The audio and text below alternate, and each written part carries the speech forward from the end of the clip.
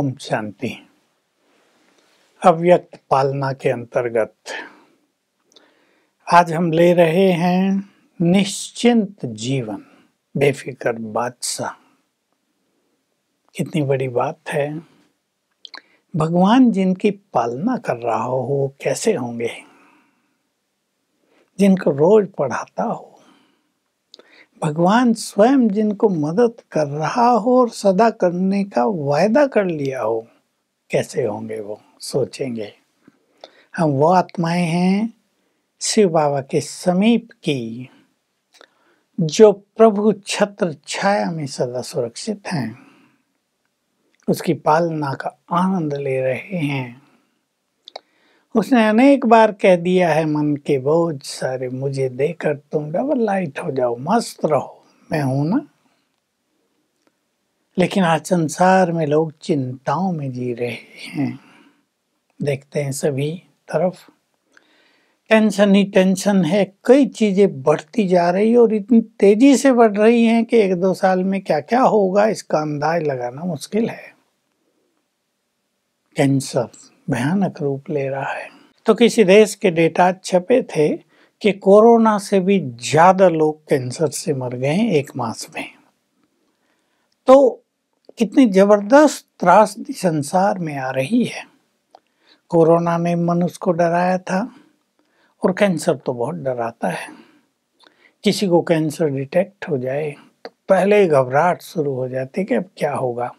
खर्च भी बहुत ज़्यादा होता है। हार्ट अटैक के मामले तो ऐसे हो गए, अचानक चलते चलते हार्ट अटैक हुआ और गए।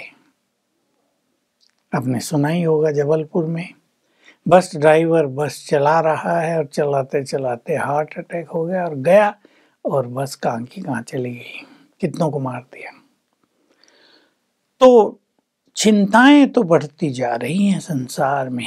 किसी को जॉब की चिंता है, किसी को परिवार की चिंता है, कोई धन की कमी की चिंता से जीवन काट रहे हैं, किसी को कोई बीमारी लग गई और विशेष रूप से मानसिक रोग लग गए चिंताओं के कारण। भविष्य की चिंता, पास्ट में कुछ हो गया था वो भी चिंतित कर रहा है। संबंधों की कड़वाहट बहुत चिंता पैदा करा रही। सबसे बड़ी मार मनुष्य के ऊपर अपनों के संबंध जो है ना, अपने, जब वहां गड़बड़ होती है तो बहुत चिंता होती है। तो संसार में देखने में आता है कि कोई मनुष्य चिंता मुक्त जीवन नहीं जी रहा है। लेकिन हम सभी को ईश्वरीय ज्ञान मिला, स्वयं भगवान का साथ मिला। ज्ञान भी बहुत गुह्य है और ज्ञान में भी बहुत बड़ा बल है। हम अपनी चिंताओं को, अपनी फिक्रों को ज्ञान बल से भी ठीक किया करें, हल्का किया करें। लेकिन मोस्ट इम्पोर्टेंट चीज एक और है कि हमारी छोटी छोटी बातों में चिंता करने की आदत न बन गई हो। कभी कभी ऐसा भी देखने में आता है, कई व्यक्ति इतने सेंसिटिव हैं या वो कुछ ऐसी घटनाओं से गुजर चुके हैं, उसके जो रिजल्ट थे उनको ख्याल रखते हुए कोई बात आती है तो वो चिंता की अग्नि में जलने लगते हैं। फिर ये आदत का रूप ले जाती है, तुरंत टेंशन पैदा कर देती है, परेशान रहने लगता है मनुष्य। अब क्या होगा, ये एक संकल्प उसकी खुशी को, उसके सुखों को छीनने लगता है। तो सोचना है आज ईश्वरीय ज्ञान से संपन्न आत्माएं, भगवान का साथ जिन्हें मिला है, ऐसी आत्माएं निश्चिंत जीवन कैसे जिएं। पहली बात तो एक संकल्प ही कर दें, मुझे हर बात की चिंता नहीं करनी है। जिसकी चिंता भगवान करे वो अपनी चिंता क्यों करें, सौंप दो सब कुछ उसके हाथों में। तो शिव बाबा के ही सुंदर शब्द, भगवान की सुंदर सीख, मेरे को तेरे में बदल दो। फिक्र बाप को दे दो और फखुर ले लो और बन जाओ बेफिक्र बादशाह। फखुर माना ईश्वरीय नशा। तो मेरापन ही तो मनुष्य के अंदर चिंताएं लाता है। मेरा बच्चा पढ़ता नहीं है, या मेरा बच्चा बुरे संग में चला गया, या मेरे बच्चे के कम नंबर आए, या मेरे बच्चे को अच्छी नौकरी नहीं मिल रही, उसका फलाना कंपटीशन क्लियर नहीं हो रहा। बात बहुत प्रैक्टिकल है। और युवकों पर इन चीज़ों का इतना बुरा असर भी आ रहा है कि वे डिप्रेशन की ओर जा रहे हैं, उनकी खुशी नष्ट हो रही है।